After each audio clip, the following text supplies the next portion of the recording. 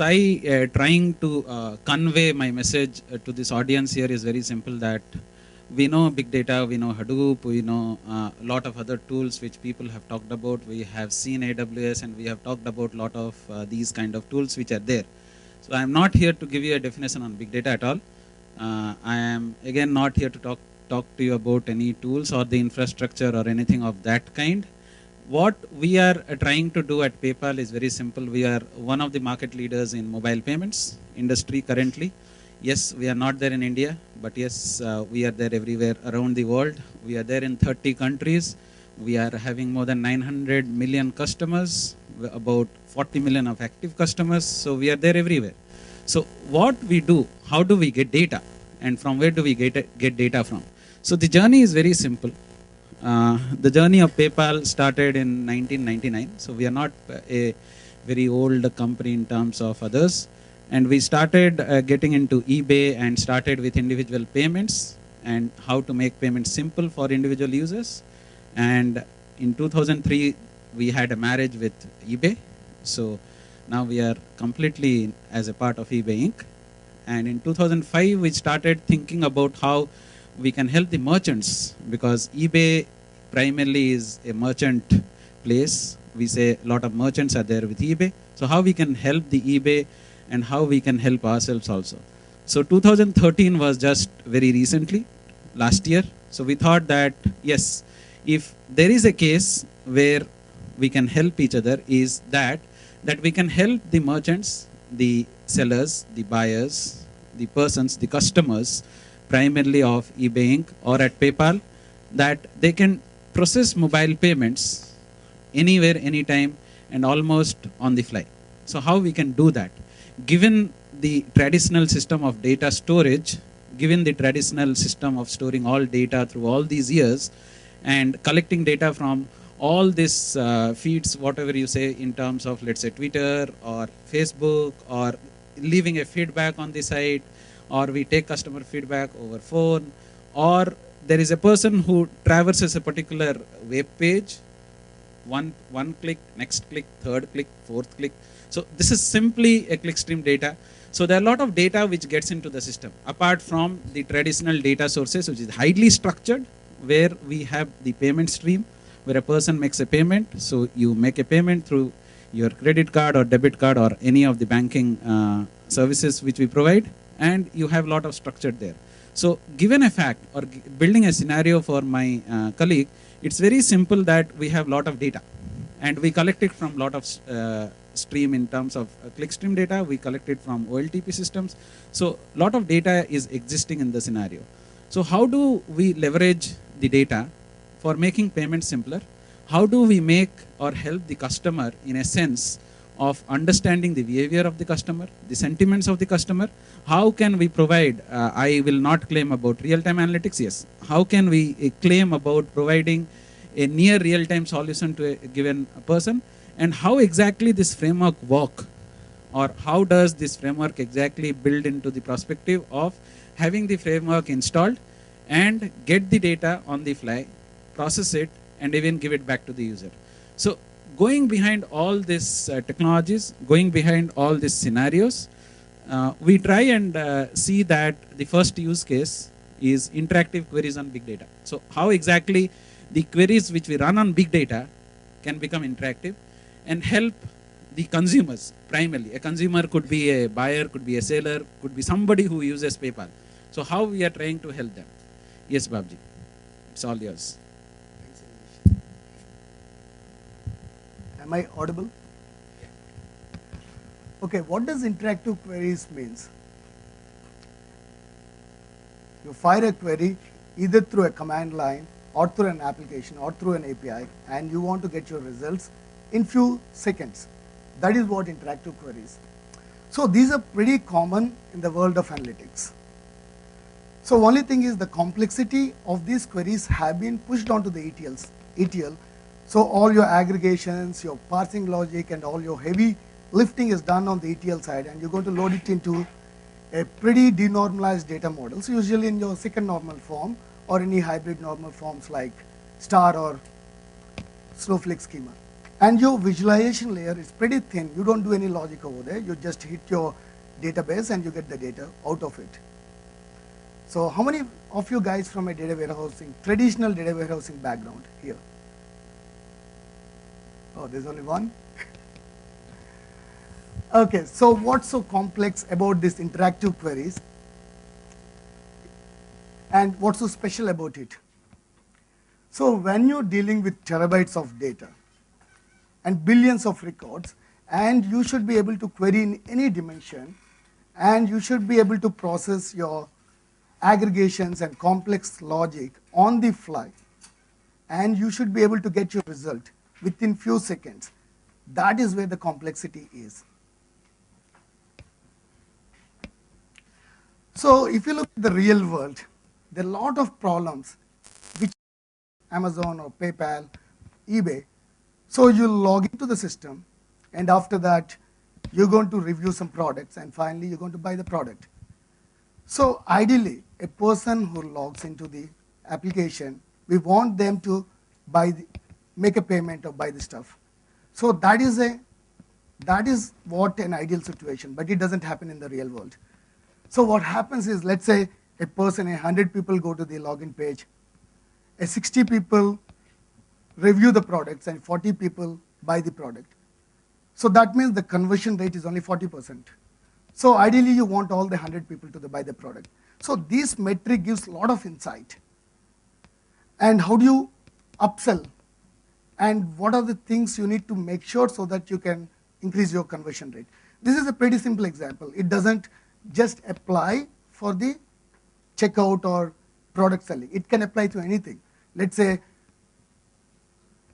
you forgot your password, okay? And sometimes the websites are so cumbersome. To get your password back, it's going to take a while. So people log in, and after that, they'll give up. So that's also a conversion metric. So you have to deal in such a way so that you want to have the better conversion rates. So here, I'm just pictorially representing that. You start with page A, and you end with page N. So as you look at the number of people coming, they're going down. So this kind of metric, you want to do it in a real time, for a given time period, and for a given region, and for a given start page and end page. Similarly, for the pathing, let's say you start with a page and you end with a page, but there are multiple traversal paths. So some of the paths are commonly taken. So these paths are very important so that you can put advertisements or you can put promotions, so that, again, it's tying back to your fallout metric where you can upsell and cross-sell, and you can increase your conversion rate. Similarly, you have to get your metric based on a time period for a given region and a start and an end page. So if you look at a traditional warehouse, see, you do all your pre-aggregations and calculations on a ETL, and you can't have a granular data. You're going to do it for a day, or for a month, or for a year. But can you go to a level of a second? You can't do it in a traditional data warehouse if you're using any RDBMS and using a data warehouse concepts. Similarly, for the region is pretty simple. Let's talk about the start and end page. I gave a very simple example, which is a login page, and you do a confirmation. That's only 3 pages. But if you look at any web applications, there are like thousands of pages. And any of this page can qualify for a start page and can qualify for an end page. If you look at the permutations, right, there'll be more than n factorial. It'll be something plus n factorial ways. And if you want to do that in a traditional warehouse, it's going to be very complicated. It's next to impossible. So how did we solve this problem? So from our live systems, on a very real time, we pushed the data onto our HDFS storage, and we have a Spark cluster. I think Amazon was talking about Spark and Shark. And we have a Shark runtime. Through our analytical application, through JDBC, we call the Shark runtime, and which interacts with your Spark. Spark is an in-memory MapReduce. So I mean, the crux of the problem, what we discussed on the fallout and the most commonly traversed path, has been solved in the UDFs. So again, going back to the fallout or commonly used traverse path, if you have to write a query where you want to get the fallout of page A, page B, and page C, so you have to write a recursive queries. So that means you have to do self joins. Let's say you have a terabyte of data and you have to do like three times, three tables you have to join, the same table you're joining again and again. And imagine you have n tables or n paths, so you have to do n recursive join. So that is like, you can imagine if somebody is coming from a warehouse background or from a data warehousing background or even a data background, you can just imagine the problem, how difficult it is. See, usually in a warehouse, what happens is you're going to pre-calculate, pre-aggregate, or you're going to define your flows upfront.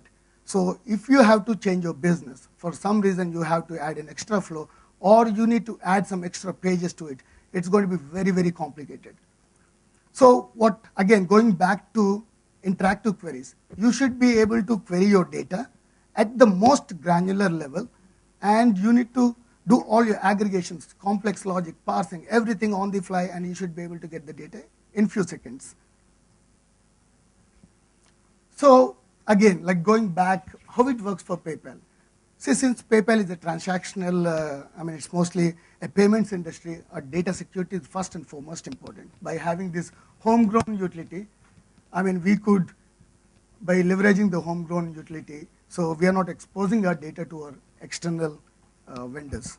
So that is one of the main benefits we get out of it. SLA. I mean, again, going back to the warehouse world as well as the new technologies. In a warehouse, you're having a pre-ETL process. That takes a lot of time. So by having these interactive queries, you're reducing your SLAs. And flexible and scalable. So this model is pretty flexible and scalable because you're working on the most granular data. So you can lay your data in the most normalized form and the most granular way, and you can run your interactive queries on top of it. So that you should not worry about the flexibility and scalability. And since we are working on a Spark, which is again like HDFS, which is a distributed processing power, so you can linearly scale. As you increase the number of nodes, you can linearly scale your processing power. Some of the lessons what we learned. If you're coming from a Hadoop background, I think you guys might be knowing all these different file formats you lay out on the distributed system. So one of the format is the RC file format, which is the row columnar file format. And that gives a lot of compression.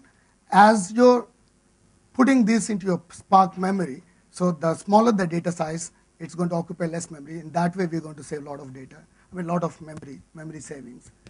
And also, partitioning is another concept, whether you're working on a traditional databases, RDBMS, even Hadoop or Hive or any of this ecosystem, there's a pretty good concepts of partitioning.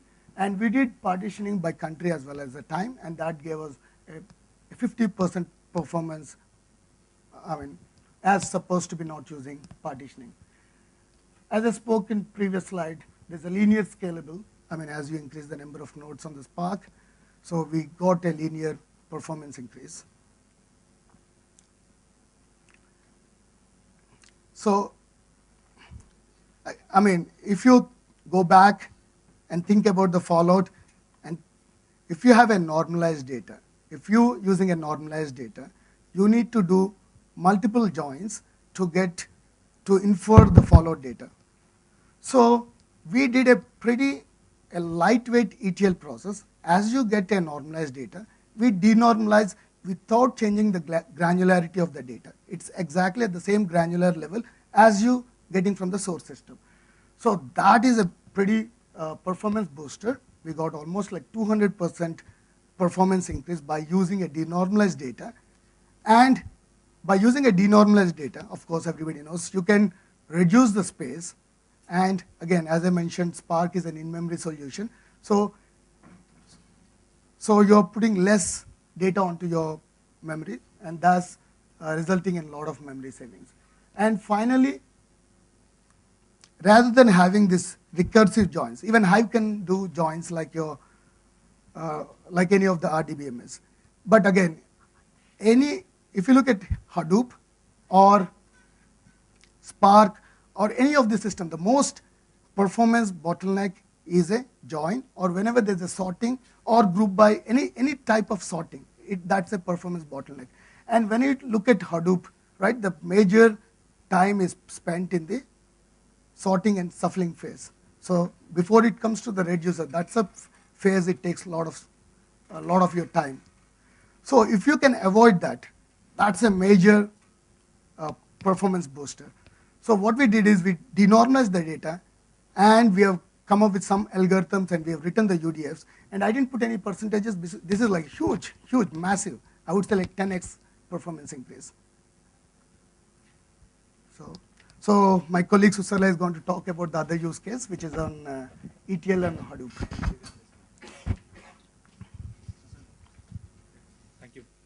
Thank you, Babji. Good afternoon, everyone. I think, am I audible at the back? Hope post-lunch, we are bugging you guys. Sorry for that. I'll quickly cover the second use case. We've been working on the big data ETL.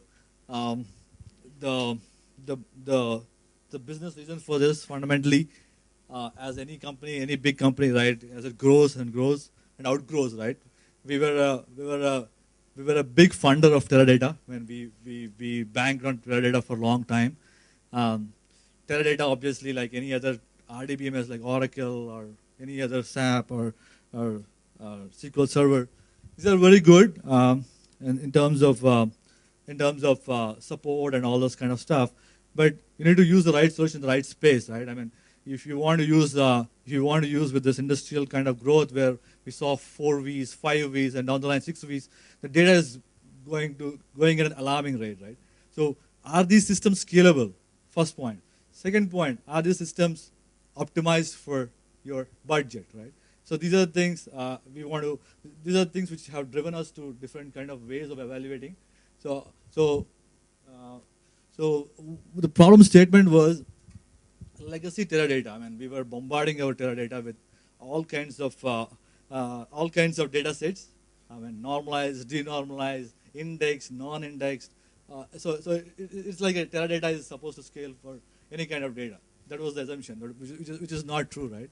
So people used, instead of ETL, they used ELT, and then it was ELT. After that, again loading. So all kinds of intermediate kind of stages happened, which is not a 100% optimized way of coding. So because we are a legacy kind of thing, right? We were doing it from past. So we wanted to take a fresh look at the whole thing. So data SLAs, because of the heavy volume that increased in the data, like what our friend said, we get huge set of data every day.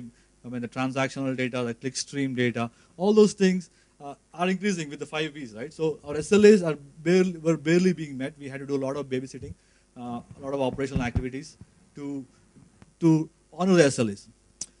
And about that, scaling the system for the future data growth is a big challenge, right? That's a huge challenge. I mean, organic and inorganic growth, data will grow. There is no option. So you have to have a solution which will scale for 10x. There is no doubt about it. So that is what was the fundamental motive for rethinking the whole thing. And about that, right, with the emphasis on analytics and research that is going on, we can't do every kind of analytics on our traditional RDBMS. There is no question about it, right? With the kind of increase of data that's happening, and the batch is different, and the user is different. So we have to kind of have a platform where we can analyze data, do patterns out of data, analytics kind of things. So that system has to be totally different from our Teradata system. So this is what was the problem, and this is what we wanted to solve.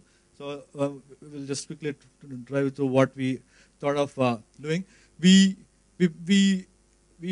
took a solution of big data ETL. We wanted to leverage on the big data technologies, and how do we use that to our advantage.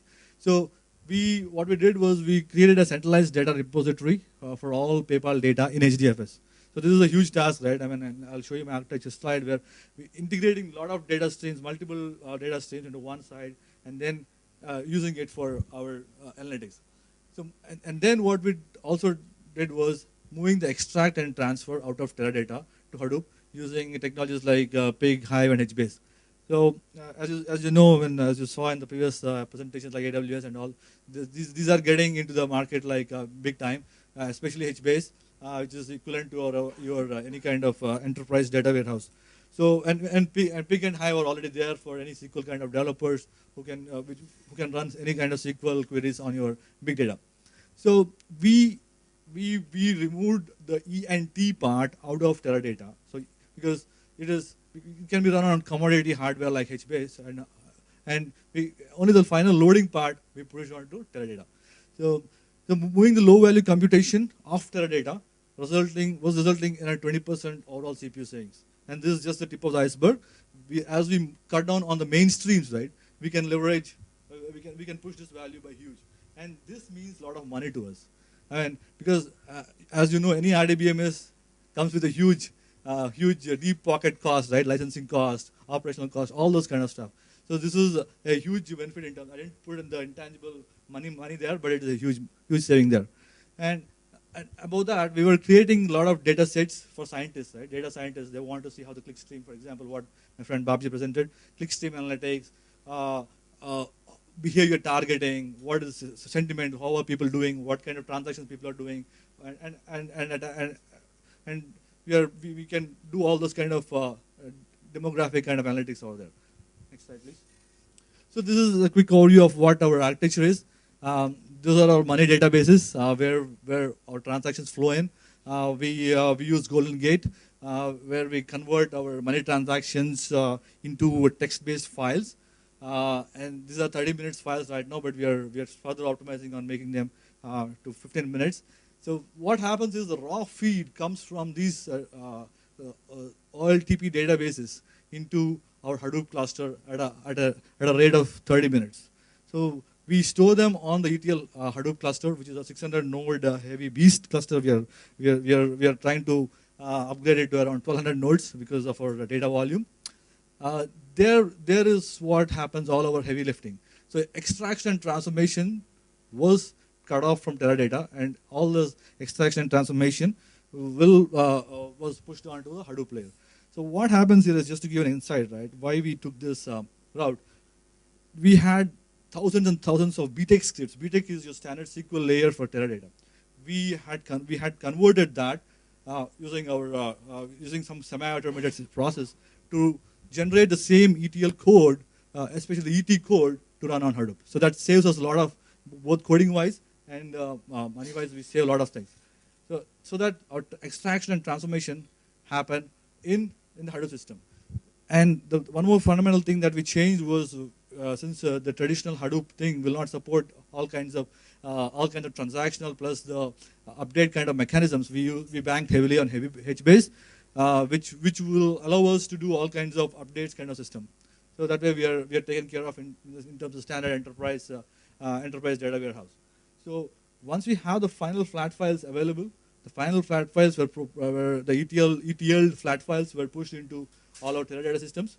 And this is Singularity is also a Teradata system which is equivalent to a low cluster kind of version of our Teradata, and HBase and Hive. So we are replicating data, plus we are removing the dependency on Teradata by a huge extent, going to this method. Next slide, please. Advantages of PayPal, as we can see, all heavy lifting, extraction and transformation on Hadoop results in huge CPU savings on Teradata, and reduces the ETL SLA time to near real time. So as of now, we were doing one day kind of thing, so which we are trying to cut down to less than 15 minutes, and down the line 5 minutes. So that is what is the ETL reduction we are talking about. Core data sets are available on HDFS for data science and analysis. This is a huge intangible thing that will provide this input for our data scientists there, where they can leverage the data sets not on Teradata. They can go to HDFS, run all kinds of analytics, huge batch jobs, out of the Hadoop cluster.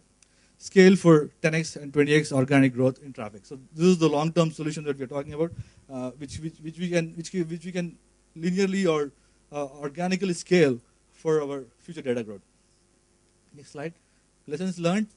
As my friend said, RC file format and ORC that is coming up above that increase the performance plus reduce the consumption space by 5x.